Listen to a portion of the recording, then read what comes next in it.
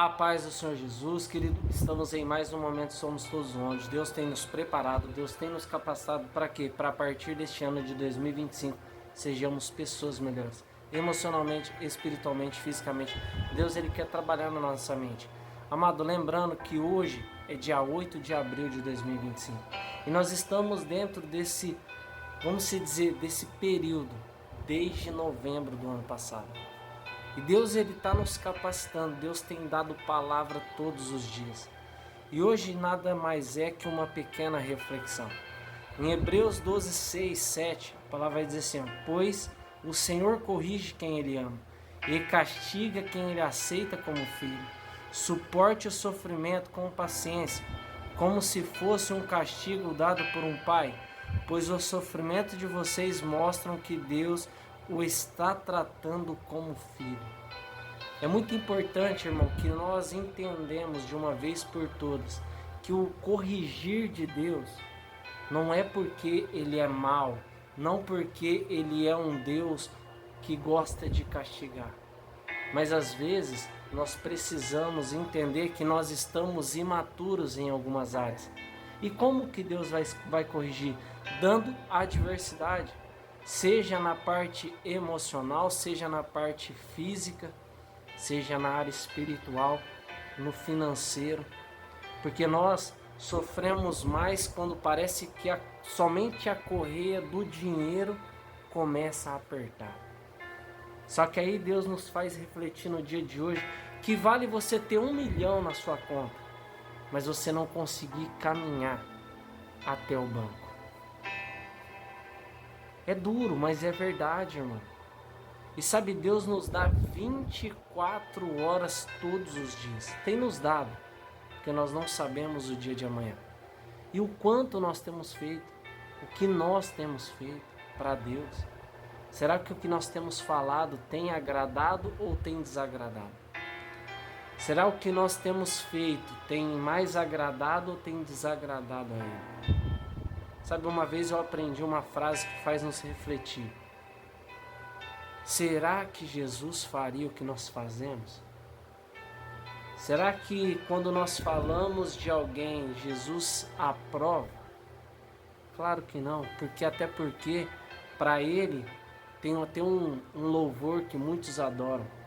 Que ruja o leão, que a terra estremeça. A majestade, o homem mais notável, aquele que ama a justiça e odeia a iniquidade. Isso é iniquidade, irmão.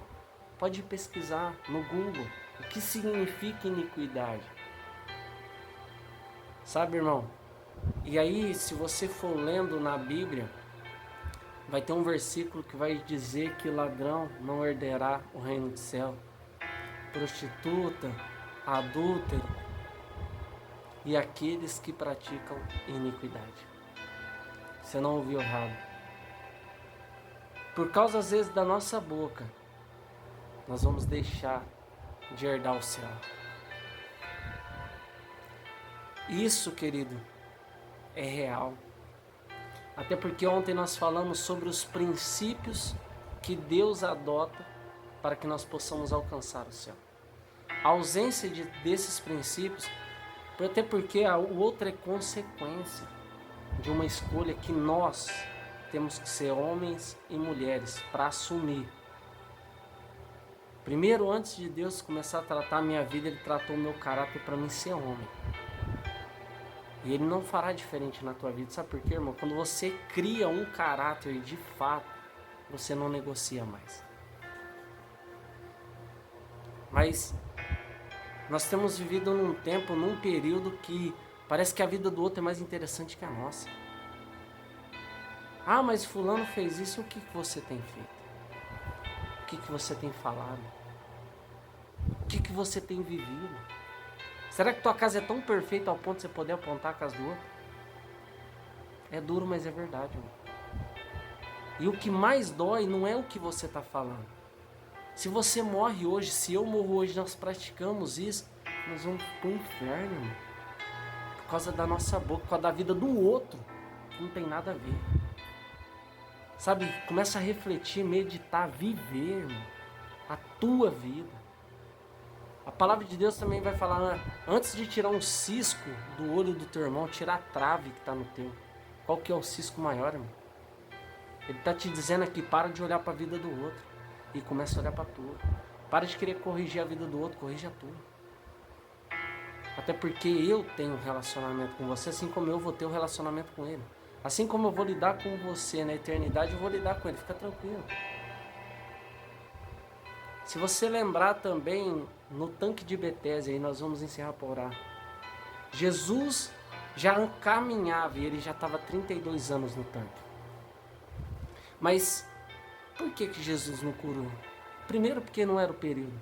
E segundo, porque de fato, quando ele encontra o homem de Betesda lá no templo, ele fala, ei, chama ele e diz para ele, vai e não peques mais. Pecado, ele não gera somente a ausência do céu, mas nos traz consequência nessa terra. Existe pecado, irmão, que às vezes nós vamos viver uma adversidade na nossa vida por causa dele. Ah, Deus é mau, não, ele é justo. Ele é justo. Fica com essa breve reflexão, vamos estar orando. Pai, obrigado por este momento, obrigado por essa palavra. Pai, nos faça compreender, Espírito Santo, nos faça entender essa mensagem. E mais do que isso, vivenciar. E que nós possamos importar que as nossas ações terão sim consequências. E uma das é a ausência do céu. E nós nascemos para sermos eternos. Porque nosso corpo vai cair por terra, mas nós partiremos para algum lugar, seja no céu ou no outro lugar. Mas Pai, nós aceitamos a sua correção para que nós alcancemos o céu, que nós te pedimos em nome do Pai, do Filho e do Espírito Santo. Amém e amém. Querido, fica com essa breve reflexão que Deus possa ter feito e fazer na nossa vida. Amém? Graça e paz. Até amanhã em nome de Jesus. Deus te abençoe.